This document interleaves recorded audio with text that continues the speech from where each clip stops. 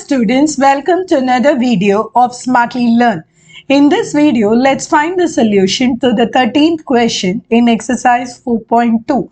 So we are supposed to prove that the left side determinant is equal to the right one. So first let's note down the first side A, B and C in this column. A squared, B squared and C squared. BC, CA and AB here.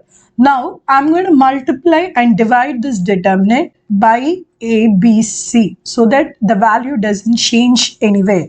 Now, what happens? I'm going to bring A into the first column, B into the second column and C into the third column. So, this determinant will become 1 by ABC. The numerator here will become A squared, A cube, ABC. Here it will become B squared, B cube, ABC and C squared, C cube, ABC again. Now in the last column, the ABC is common to everything. So we are going to take that out. So this will become ABC divided by ABC. Again, the determinant this time will become A squared, B squared, C squared, A cube, B cube, C cube, 1, 1 and 1.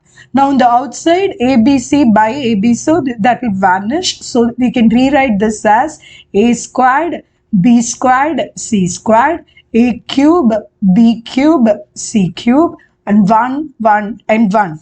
Now this determinant will be the same as tripping over or moving this value 2 jumps. See, please note here, this comes here and this comes here. Since there are 2 movements in the column, the value of this determinant is the same as 1, 1, 1, A squared, B squared, C squared, A cube, B cube, C cube. And that is what we are supposed to prove. So, hence proved. In the next video, we will find the solution to the 14th question in this exercise. See you in the next video. Bye.